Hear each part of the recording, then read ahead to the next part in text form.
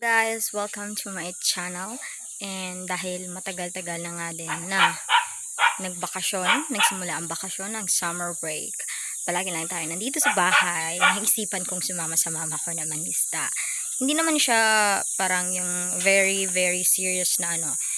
Pumunta kami doon madaling araw at hapon. So, I just wanted to appreciate the things and parang kasi sobrang boring, parang boring naman din talaga kung palagi lang nasa bahay. Parang nakakabaliw. Kaya sumama ako. Eto yung nangyari. Pero bago ko ipakita sa inyo yung mga nangyari, ikukwento ko muna kung paano kami napunta doon. So, unang ginawa. So, gumising kami ng 2 a.m. Tapos, nagmotor kami papunta sa may beach. And then, doon kami nagsimulang mag-ano ng mga net. So, nilagak namin yung mga net. And then, nag-wait kami noon. So, natulog kami ng mga 2 hours. When we wake up, 5 a.m. na at may sunrise na. Pero bago yan, pinakita ko muna yung naging scene ng ano namin sa ibang beach naman yon, ibang day. So, the day before, yung sunrise, yun yung ginawa namin. Very calm and maganda siya. Sa bilis ng mundo, nakakalimutan na nating tumingala at damhin ang nasa paligid. Ang magandang langit na hindi nagmamadali, ang dagat na hindi napapagod, gandang hindi kumukupas. Sa bawat alon, sa bawat ulap, isa itong tahimik na paalala na hindi tayo pinapabayaan.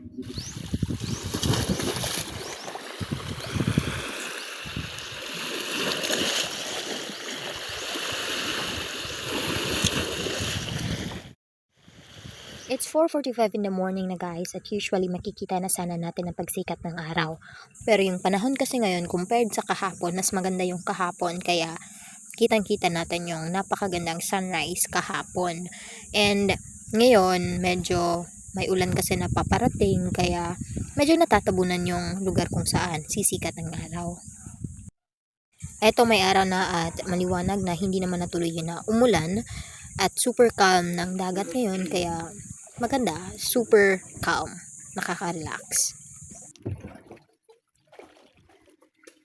Sa ganitong mga bagay, mas lalo kong na-appreciate ang ganda ng kalikasan, ang ganda ng kapaligiran na minsan hindi natin pinapansin o minsan hindi natin napapansin. Kasi ngayon, mas focus na tayo sa social media, sa internet, sa technology. Alam mo yung nagpapa-pressure ka sa mga taong hindi mo naman kilala, nagpapa-pressure ka sa mga taong nakikita mo online. Iniisip natin na kailangan nating makasabay kahit hindi naman dapat. Dati pa, gustong-gusto ko na talagang gumawa ng mga vlogs kasi sobrang daldal ko. At ngayon, ginagawa ko na siya kahit medyo nahihiya pa ako. So, babalik na tayo sa shore. And we're walking. Malamang taga-bewang ko yung tubig. Super clear, nakikita. Sun, nandyan na yung araw. Sobrang sakit sa balat. Hindi ko alam kung bakit ganito na yung mundo. Dati. Kasi alas 6 pa lang naman ng umaga kasi dati kahit alas 8 hindi pa masakit yung araw. You can see may mga tao din dito.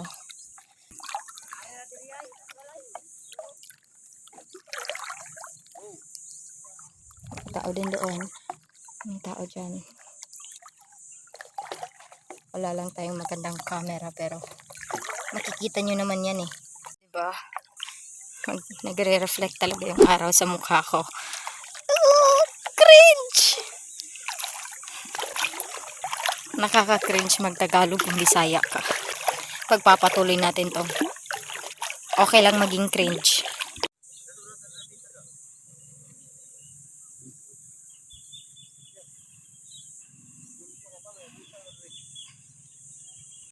So, meron akong ikukwento sa inyo.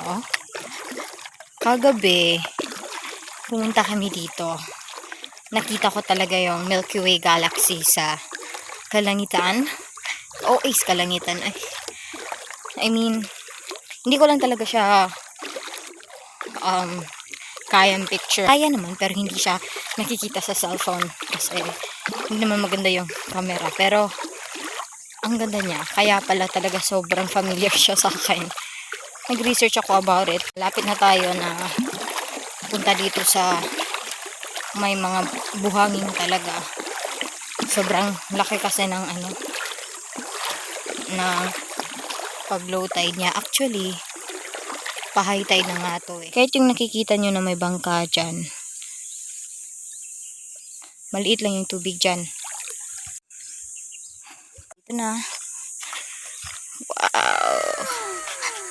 Beach. Beachy vibes na siya. Dami nga lang dito. Hindi naman kasi siya binigyan ng time para pagandahin. Pero maganda naman siya. Ito yung effortlessly beautiful. Hindi nga lang siya yung magiging number 1 na po for tourists, no? Pero as a local, maganda na to. Nakaupo na tayo and I'm just so thankful that I'm still able to witness this kind of beauty. I didn't really thought na mapupunta kami dito, nalilipat kami dito. Kasi hindi naman talaga kami dito nakatira. I'm just so thankful and I thought pag umalis ako dito kasi hindi naman talaga ako forever dito. Wala kaming permanent na bahay dito. Parating naman talaga tayo sa punto na gano'n, di ba? Mag-aaral and of course, island to, isla to. So, lilipat talaga sa mainland para mag-aral o di kaya magtrabaho kasi gagraduate na ako next year. So, yun. Naisip ko, mamimiss ko talaga tong lugar na to. And, hindi lang tong specific na place na to. Lahat. Kasi pag nasa syudad ka na, mahihirapan ka na makapunta sa mga dagat-dagat, di ba?